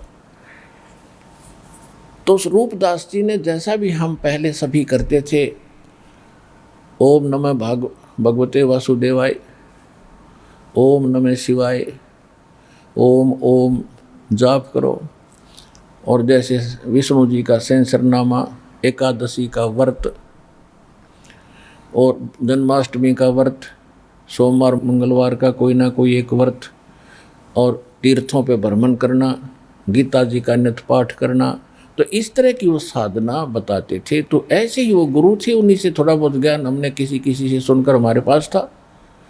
भले हमने गुरु नहीं बना रखे थे, पर चलती बातों से ये अवश्य होता था गुरु हो। लेकिन गुरु हमने कोई बना नहीं था, बनाया नहीं, वह ध्यान नहीं गया, तो पूजा हम कर ही रहे थे। तो भगत समाज में जो ज़्यादा अग्रसर है वो सबसे पहले गुरु ही बनाते हैं। और ये दया रही परमात्मा की, हम इन गुरुओं का नहीं फंसे, परमात्मा की न्यारी कृपा रही। तड़प सी बतेरी, पर कदे मन में नहीं आके तो गुरु बना लिया, अपना हनुमान पूज लिया, श्री कृष्ण जी के गुण गा लिए, गीता का पाठ कर लिया रोजाना, और मंगलवार को प्रसाद बांट दिया। कभी सालासर चले गए, कभी और इष्ट धाम पर मत्था टेका। इतनी सी साधना हमारी जारी थी। और ये तो नकली थी, पता लगा कुछ भी नहीं थी। और जिन्होंने गुरु बना के भक्ति करे वो भी नकली, क्योंकि वहाँ भक्ति है नहीं, वो गुरु नहीं, उस पर वो उनके पास सतभक्ति नहीं, सतज्ञान नहीं। तो यह बिजली पूरे विश्व में गिरी हुई है, और अब इसकी शुरुआत होगी है भगवान के आदेश अनुसार। पूरा विश्व नाम लेगा, सब उसी के बच्चे हैं, हिंदू मुसलमान सिख ईसाई, चाहे कोई भी हो, निर्धन है अमीर है, गरीब है राजा है, चाहे कोई अधिकारी है, भगवान के बच्चे हैं। भ्रमित होकर के इस काल के जाल में अपना जीवन नाश कर रहे हैं। 2 रोटी का मसला है, 2 रोटी का, और इसके ऊपर कितना जो है संघर्ष कर रखा है, और सारा जीवन इसी पर डिवोट कर रखा है। बच्चे शिक्षा जब लेते हैं तो सबसे पहले ये पूछते हैं, भाई कौन सी ट्रेनिंग करूं जिसमें घनी माया मिले, और ऊपर का अच्छा आता हो जिसमें 2 नंबर का, तो उसने पहले सेलेक्ट करेंगे। तो पहले से ही पढ़ाई हमारे को यह पढ़ाई जाती है, माया की गुट्टी पिलाते हैं, तो वो बच्चे फिर अधिकारी बनेंगे। तो वो उनका उद्देश्य क्या होगा, टारगेट ये होगा कि माया मिल रहा है, क्यों कैसे मिलो बस। तो जिस जैसा उनको बचपन में रंगा गया, तो उन्होंने वो धारणा बना ली। अब हम उससे हटाएंगे और विद प्रूफ हटाएंगे और सच्चाई से परिचित कराएंगे, तो धीरे धीरे वो वापस भी हटेंगे। जहर कौन खाओगा जो पता लगे इसमें जहर है। तो दास का उद्देश्य है पूरे विश्व को सुख दे, शांति दे, माया की तड़फ, माया के जो संग्रह करने में जीवन नाश कर रहे हैं इससे हटाएं। माया भी भगवान देगा। अगर जीव अपने प्रयत्न से सेठ बन जाते, सभी प्रयत्न करें, सभी इच्छा करते, सुबह उठते सभी जाते हैं, आज इतना बेनिफिट हो, मैंने बेनिफिट की बजाय हानि हो जाती है, तो हम बिल्कुल परमात्मा के उस विधान से दूर हो गए, भूल गए उसको। और इसका कारण रहा ये नकली संत स्वार्थी ने, आप ज्ञान नहीं था, औरों को दीक्षा देने लगे, शिक्षा देने लगे। कबीर साहब कहते हैं, औरों पंथ बताओ ही आप न जाने रा, औरों मार्गदर्शन कर रहे हैं, गाइड बन गए, और आपको खुद पता नहीं जाना कहाँ है। तो ऐसे इन्होंने हमारा बैठा दिया। तो धर्मदास जी अपने गुरुदेव के आदेश अनुसार, उस समय उसकी आयु लगभग 67 साल की वर्ष की होगी थी, 65 साल के आसपास, 67 साल के आसपास बता रहे हैं। और वो साधना करता हुआ, जैसा गुरुजी ने बताया था, मथुरा के अंदर चले गए। मथुरा, जहाँ पर ये माना जाता है, धारणा बनी हुई है हमारे गुरुओं के द्वारा जो दी गया ज्ञान था वो नकली, कि श्री कृष्ण जी मथुरा में रहा करते थे और एक तालाब में नहाया करते थे, वहाँ गऊ चराया करते थे, वृंदावन में घूमा करते थे। और वहाँ एक पहाड़ को उठाया था, गिरिराज को। पहले तो ये देखना चाहिए वो गिरिराज को किस लिए उठाया था। देवी देवताओं की पूजा श्री कृष्ण जी ने बंद करवाई थी, और जिससे देवी देवताओं ने कंप्लेंट करी किसके आगे, देवी देवताओं के राजा इंद्र के आगे।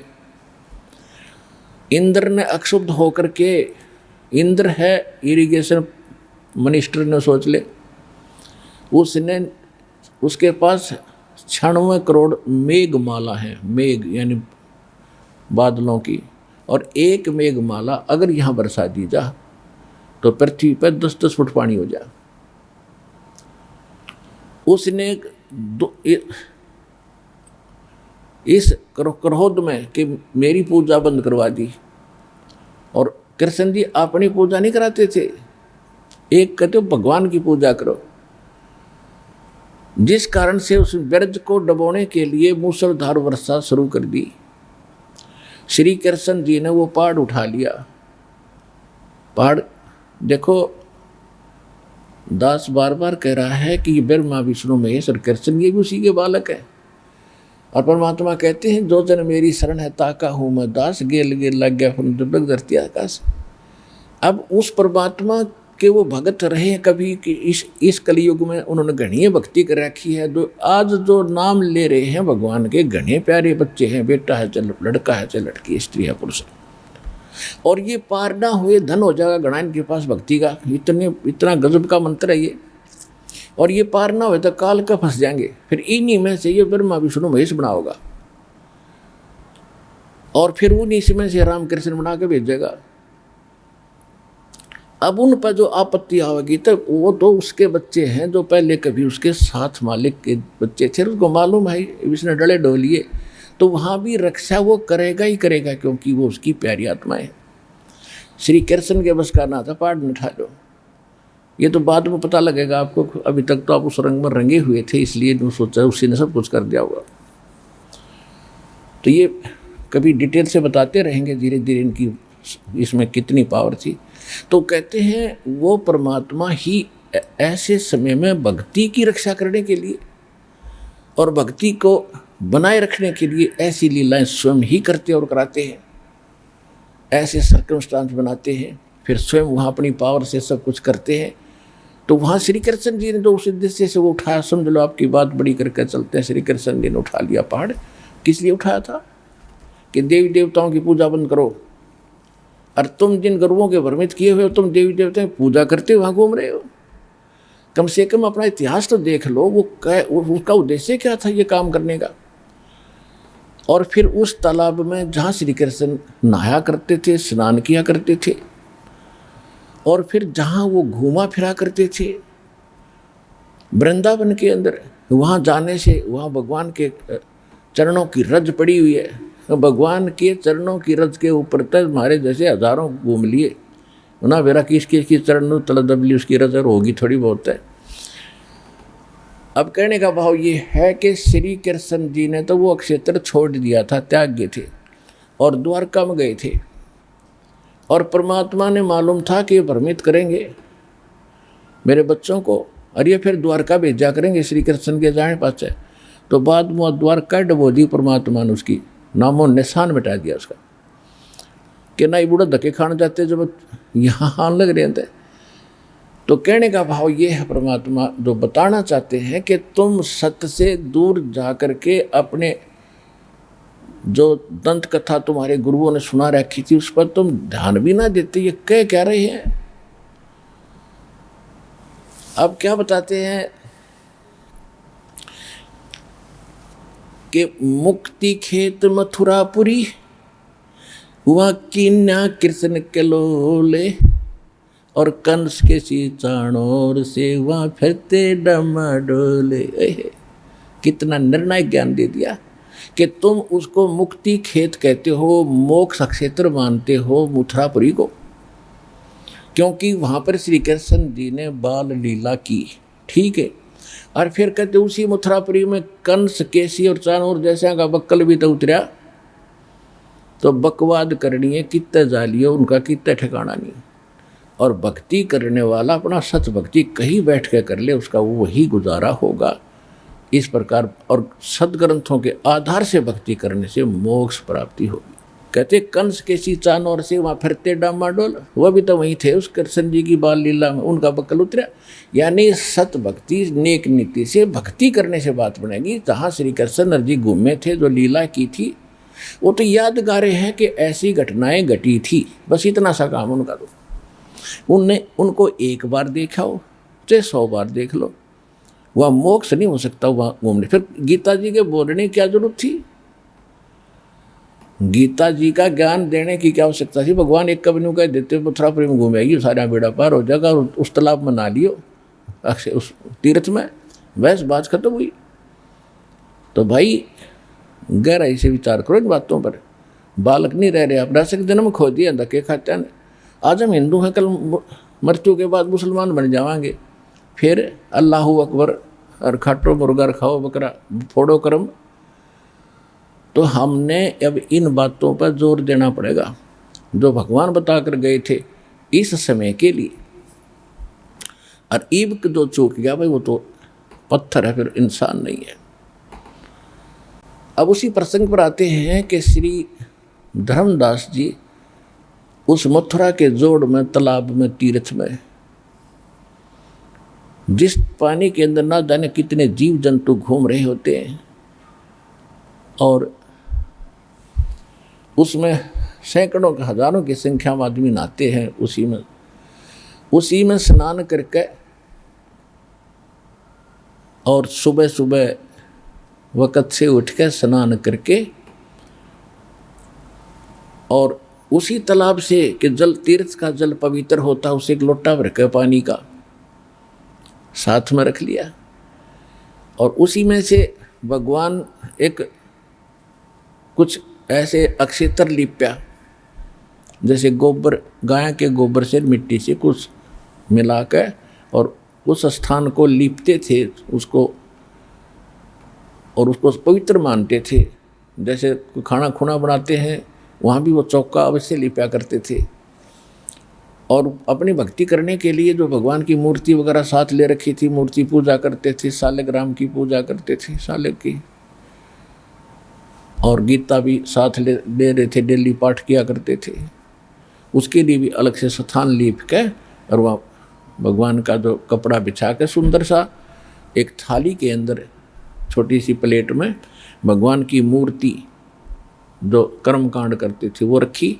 पहले वाले कपड़े सब उतारे, भगवान को नहलाया, उस मूर्ति को 3-4 इंच की थी, और फिर उसको ऊपर सारे छोटे छोटे कपड़े धोती धाती सारी बांध के, तिलक वगैरह लगा के, धूप दीप दे के, और फिर लगा अपनी गीता जी का पाठ करने।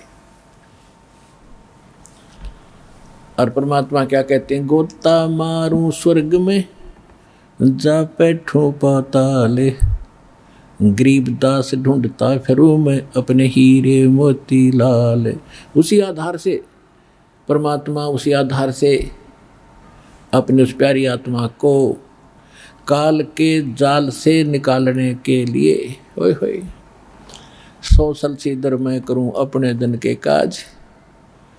पुण्यात्माओं, आप हो कति बालक अभी, और जिस दिन आपकी या ऐम अटेगी ना, जब देखना आपको पता चलेगा अपने भगवान के बारे में कि सचमुच वो अपना मालिक है, अपना बाप है, हमारा जनक है, जो हमारे लिए कितना भटक रहा है। आप दुखी हो, वो खुद दुखी है तुमसे, लेकिन आपने भांग गणी पी रखी है, अज्ञान गणा कर दिया इस काल भगवान ने, और सब एक का बोली बोल रहे हो। कबीर किसने भगवान बना दिया? श्री कृष्ण जी नरतुम बना काए थे, थारा तिलक दिया था उसको भी भगवान ने है। सुनी सुनाई बातों से, दंत कथाओं से उनको सब सुप्रीम पावर माना। अब उनकी इतिहास पढ़ के देखा, उसमें पता चला ये खुद कहते हैं हम भगवान है नहीं, हम तो जन्म मृत्यु होती है, हम तो नासवान है। तो नासवान है, फिर भगवान किसी पर सुप्रीम पावर कैसे होगी? तो उस समय आपको महसूस होगा कि सचमुच हम तक घनी गलती कर रहे हैं, आज तक भगवान के साथ नहीं जुड़े। अगर हम जरा सा भी इधर लगन लगा दें तो एक कति दृढ़ता से पकड़ लेगा आपको भगवान, फिर छोड़ेगा नहीं। अब वहाँ वो गीता का पाठ पढ़ रहा है, डेली एक पाठ, जो भी उसने अध्याय बता रखा था, एक एक अध्याय डेली पढ़ा करते थे। उधर से परमात्मा एक जिंदा महात्मा का रूप बना के, जिंदा, मुसलमानों के अंदर विशेषकर ये जिंदा टाइप के साधु होते हैं जो एक ओवरकोट पहनते हैं पूरा घुटनों से नीचे तक का। जैसे कई बार आपने देखे हो इस सिख धर्म में निहंग पहनते हैं, एक ऊपर का नीला सा ओवरकोट, और वो जिंदा महात्मा पहनते थे इसी टाइप का काला ओवरकोट, और एक अंडरवियर कच्छा, यानी घुटनों तक का, से ऊपर तक का एक अच्छा, और एक पर एक टोपा है ऐसे ऊंचे से चोटेगा न्यू। तो ऐसी दाढ़ी भगवान के रखा करते थे दाता। तो ऐसी वेशभूषा वाले को जिंदा संत कहा करते थे, जिंदा महात्मा कहते। और इस कलयुग में दास ने जिन महापुरुषों की जीवनी पढ़ी है, उन सबको परमात्मा जिंदा महात्मा के रूप में मिले हैं। धर्मदास जी को जिंदा महात्मा के रूप में मिले, आदरणीय धर्मदास साहिब जी को, आदरणीय मलुकदास साहिब जी को, आदरणीय नानक साहिब जी को बेई नदी पर जिंदा महात्मा के रूप में मिले, आदरणीय गरीबदास साहिब जी को गांव छुड़ानी जिला झज्जर वाले को भी जिंदा महात्मा के रूप में छुड़ानी के खेतों मिले, आदरणीय दादू साहिब जी को जिंदा महात्मा के रूप में मिले, आदरणीय घीसा दास साहिब जी को भी जिंदा महात्मा के रूप में मिले। तो इसी प्रकार वो परमात्मा जिनको भी मिले हैं वो जिंदा महात्मा के रूप में मिले हैं। हजरत मोहम्मद जी को भी जिंदा महात्मा के रूप में मिले थे। तो जो भी उनकी प्यारी आत्माएं हैं जो काल के में फंसी हुई है, उनसे निकालने के लिए दाता इस कलयुग में इस वेशभूषा में मिले हैं। तो धर्मदास जी के पास वो जिंदा महात्मा के रूप में थोड़ी सी दूरी पर, जैसे 10-20 फुट की दूरी पर बैठ गए परमात्मा, 50 फुट की दूरी पर। क्योंकि हिंदू धर्म के जो साधु संत विशेषकर उस समय होते थे वो छुआछात गणी करते थे और मुसलमानों से तो ज़्यादा ही करते थे। इसलिए परमात्मा ने सोचा, मालिक थे उन मालूम था, क्योंकि हमारे पास पहुंचने के लिए परमात्मा ने कैसी लीला करनी पड़ी। दूर बैठूं ताकि ये कुछ बिद के नहीं मेरे तय, कदे मैं मुझे खुरका धमका देर सुना ही नहीं मेरी, मैं निकट चला गया था। तो दूर बैठ के दाता, और ऐसे उसकी तरफ ध्यान नहीं दे करके यूँ बैठ के एक तरफ मुँह करके, जब उसने वो पाठ पूजा शुरू करी, आवाज़ बोलने लगा ऊंची ऊंची स्वर में, तो धीरे धीरे 10-1 फुट पर आकर मालिक बैठ के 10-15 फुट पे उसके निकट धर्मदास के।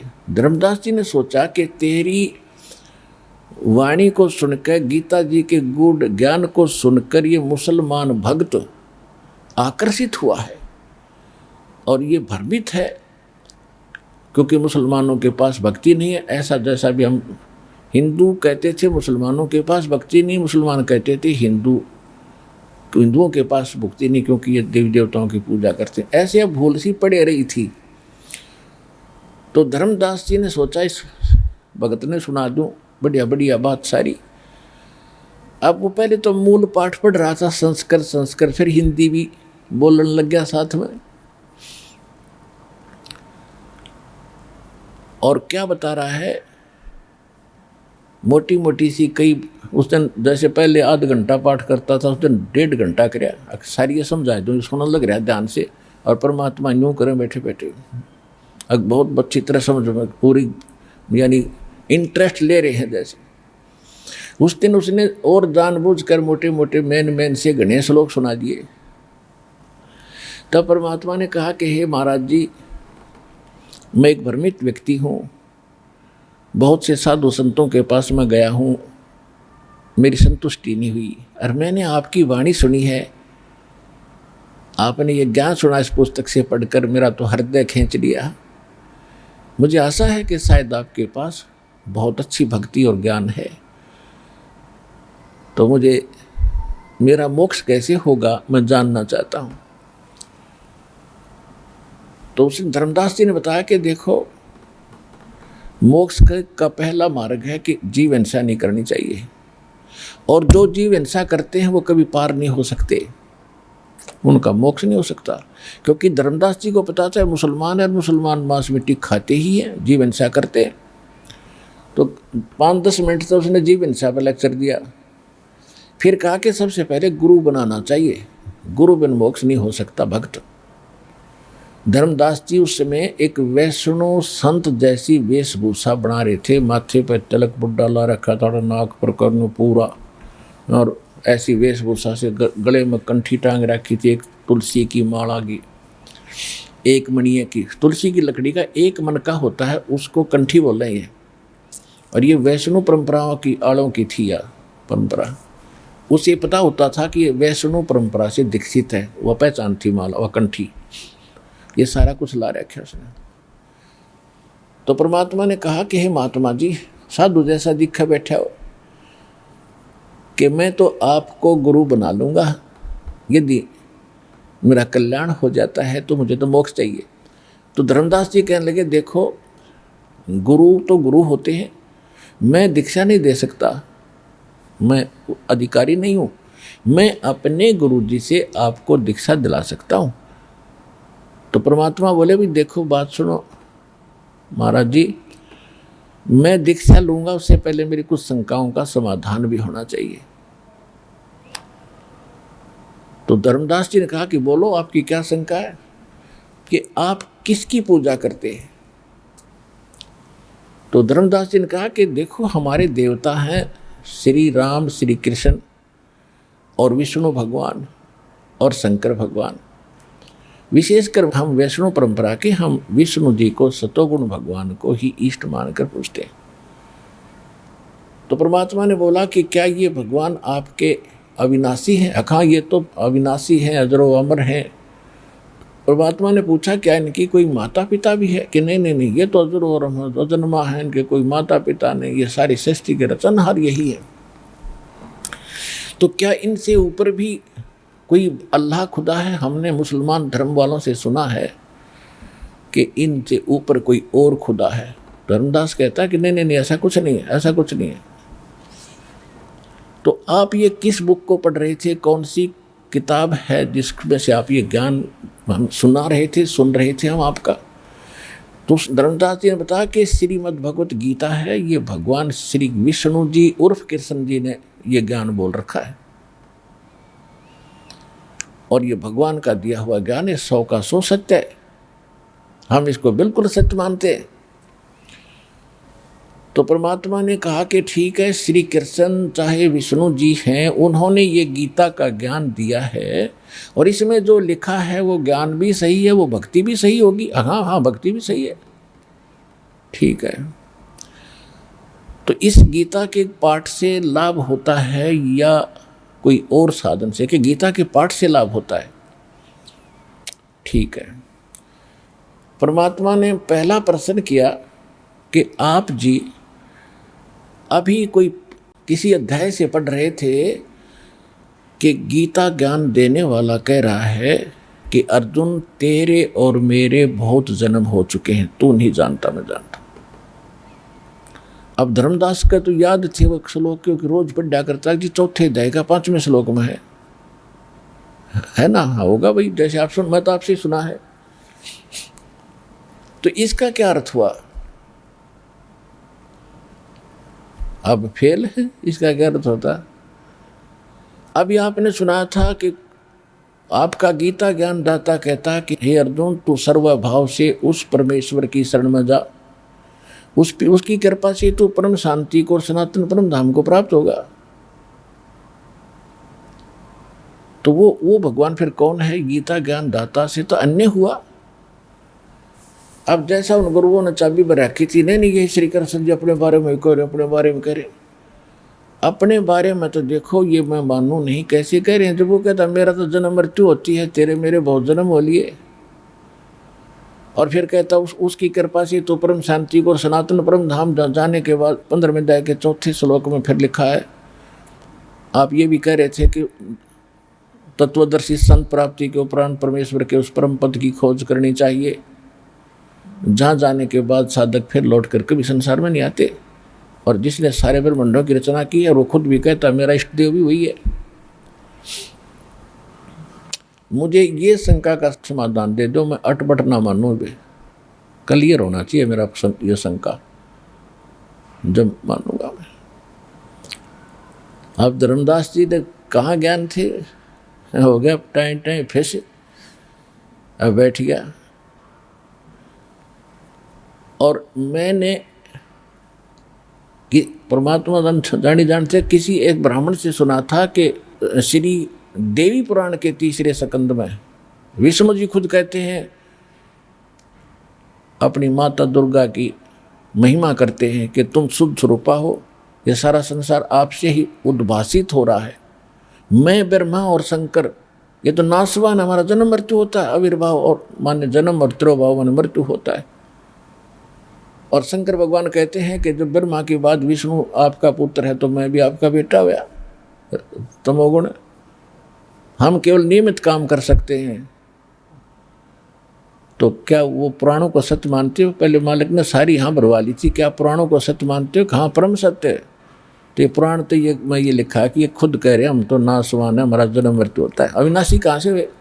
और दुर्गा इनकी माता है। देखो मैं शंका का पूरा समाधान चाहूँगा, नाराज ना होना महाराज जी। परमात्मा देखो पुण्यात्मा हो, हम कितने नीच हो गए। भगवान हमारे तक पहुँचने के लिए, क्योंकि वो हमारा बाप है, वो ना इज्जत देखता है, ना बेइज्जती देखता है, ना दुख देखता, अपने बच्चों तक पहुँचने की हर कोशिश कर रहा है। पर काल ने ऐसे जुल्म कर रखे, हमारे बीच में एक दीवार पैदा कर दी सैकड़ों, कहीं जाति और कहीं धर्म की, कहीं गुरु और अज्ञान की। अब परमात्मा ने दास को ऐसा ज्ञान दिया है जो भगवान कहा करते थे, और ज्ञान सब ज्ञानड़ी और कबीर ज्ञान सो ज्ञान। और जैसे घोड़ा तोब का करता चला मैदान, वो तोब का घोड़ा दे रखा है मेरे, तो सारी द्वार टूटेंगी जहाँ जहाँ भी योग्य रहेगा।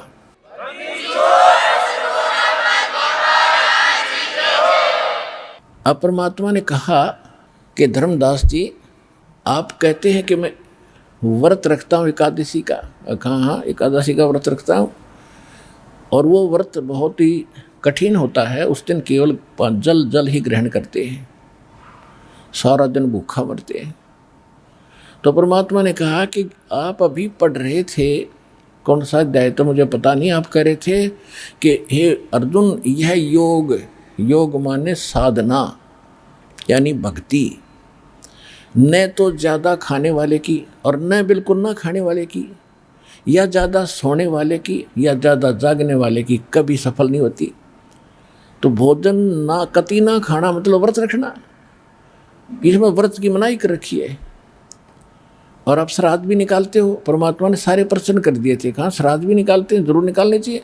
गीता जी के 9वें अध्याय के 25वें श्लोक में अभी आप पढ़ रहे थे, सुना रहे थे कि भूत पूजने वाले भूत बनेंगे और देवी देवताओं के पूजने वाले देवी देवताओं को प्राप्त होंगे, अब मेरा भक्त मुझे प्राप्त होगा। तो आप भूत बनना चाहते हो कि भगवान प्राप्ति चाहते हो? गीता के आधार से देख लो, वो तो मना कर रखे पर ये पूजा नहीं करनी चाहिए। फिर परमात्मा ने कहा कि देखो ये जो पुस्तक हमारी आपकी है या हमारे मुसलमान धर्म की, क्योंकि वो मुसलमान मान रहे थे परमात्मा को, ये एक अनुभव है या किसी महापुरुष ने बताया है, जैसे भी भगवान ने बताया समझो। तो ऐसा जान ले कि जैसे एक किसान का बालक था,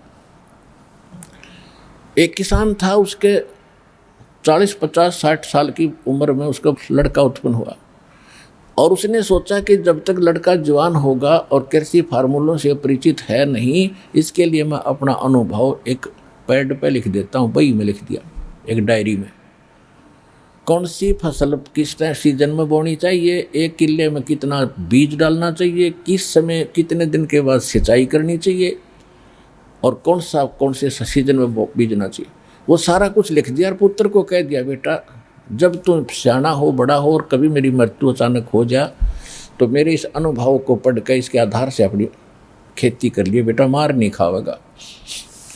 अब वो पिता की मृत्यु के बाद वो लड़का डेली उसको पढ़ता पिता के बताए मार्ग को, और कर रहा है उससे उल्टा। गेहूं की जगह भांग बो रहा है, गेहूं बोने चाहिए थे गेहूं और बो रहा भांग, तो उसको क्या लाभ होगा? क्या उस किसान के बच्चे ने अपने पिता के लिखे हुए लेख को पढ़कर उसके अनुसार करना चाहिए था, तभी तो उसको लाभ होगा, या उसके विपरीत करने से लाभ होगा। तो धर्मदास जी कहता है ना बिल्कुल सही है, जो उसमें लिखा हो पढ़ना चाहिए था। मूर्ख ने बताया भांग क्यों बोई इसने? परमात्मा बोले ऐसे ही भांग आप बो रहे हो। गीता में कहीं लिखा है ओम नमः शिवाय और ये ओम नमो भगवते वासुदेव या हरि राम राधे कृष्ण सीताराम राधे राधे श्याम मिला दे व्रत करना लिखा है इसमें? तो ये अनुभव से हटकर आप भी भांग बोए बैठे हो भगत जी, आपको लाभ नहीं हो सकता। फिर क्या बताते हैं कि जिस तालाब में आप नहाए हो, जिस तालाब से नहा के निकले हो, इसमें कितने जीव थे और आपने ऐसे मसल कर रगड़ कर मार दिए। और आप कहते हो जीव हिंसा नहीं करते, तो तेने तो करोड़ों जीव मार दिए स्नान करने में, और आप कहते हो जो जीव हिंसा करते उनको मोक्ष नहीं होगा। तो मुझे तो आपके ही मोक्ष में शंका है, मेरा समाधान क्या करोगे महाराज जी? अब ये मन की इतनी बकवाद है, इसने सच्ची बात सुनकर आंखों देख कभी मानता नहीं, क्योंकि काल का एजेंट है मन, और पुराना ज्ञान इतना अड़ा रखा है गुरुओं ने। धर्मदास जी गढ़ा नाराज हो गया और कहने लगा जिंदा जी आगे घना मत बोलना, बस अंत होली है, फालतू बात मत करे, तू मुसलमान का मुसलमान ही रहा। तो मैं सोचूं था तू कुछ समझेगा, लेकिन आपने तो ये बकवास नहीं चलेगी, हमारे देवी देवता और हमारी भक्ति के बारे में कुछ नहीं बोलोगे। और ला कर ली, हालांकि नरम आदमी था फिर भी दुख हुआ। एकदम परमात्मा अंतर ध्यान हो गए। अब भगत जी को ना तो रात को नींद आई, जो पूजा के लिए निकला था वह हुई नहीं, क्यों सारे प्रत्यक्ष प्रमाण। हाँ, गीता ने फेर पढ़ा, उसके उनके जाने के बाद रोवर पढ़ा रत तेरे की सचमुच, ये तो सारी उल्टे कर रखे उन्हें। जब तो वो पढ़ रहा था ओनली फॉर्मेलिटी करता था, और मालिक ने जाकर उसको ऐसा अंकुश लगाया कि अब वो पढ़ रहा, उसको जो पूजा कर रहा था सब दी ठाक है, और रो रहा अपने पाप कर्मों को, अपने मूर्खता को कि मैंने महापुरुष भगवान न होंगे, कोई देवता थे या कोई थे सिद्ध पुरुष, और अब ये कभी मिले नहीं, देख कैसा जुल्म कर दिया। वो भक्ति कर नहीं सकता, आगे कोई मार्ग मैंने प्राप्त किया नहीं। सारी रात रो के काटी, ना दिन में कुछ भ्रमण किया। अब यूँ सोचा था शायद यही मिल जा किते, तो उस रात को उसने सोचा चल सुबह खाना खा कर फिर चलेंगे, यहाँ से प्रस्थान करेंगे। उठ कर भक्ति वो अपना भोजन किया, तैयार करने लगा। पहले अपना लीप लाप का वो करते थे, जैसे तो स्वाभाविक है, पाप हो चाहे ना हो तो लीपना ही पड़ेंगे। तो वैसे जंगल से लकड़ी तोड़ कर लाया था। एक मोटी लकड़ी थी जो बीच से कुछ थोथी थी, कुछ थोड़ी थोड़ी नमी थी उसमें, और सहयोगी लकड़ी लगा के वो आग जला के भोजन बनाने लग गया। भोजन बनाते बनाते जब लकड़ी जलती जलती एंड आ गया उसका, कतीचू लेकर साथ में आगे पिछला हिस्सा दिखा लकड़ी का, मोटी का। उसमें क्या देखा कि हजारों की संख्या में, करोड़ों की संख्या में चींटियां अपने अंडे मुंह में लेकर के बाहर निकलने की कोशिश कर रही हैं, और बाहर उस लकड़ी के चारों तरफ पिछले हिस्से पर गर्मी के कारण कुछ तरल पदार्थ सा उबल रहा होता है, उसमें गिर रही हैं, आगे से आग में जल रही हैं, पीछे चटक चटक होकर वो मर रही है। ज्यों ही धर्मदास जी की जब उस पर दृष्टि गई, एकदम कांप गया सारा कि हे भगवान, या तो इतनी लंबी लकड़ी थी और या तो थोड़ी सी रहेगी, इसमें तो ना जाने कितनी चींटी मर गई इसमें जल के। इस पाप के भोजन को मैं खाऊं नहीं, और आज मैं निराहार रहूंगा।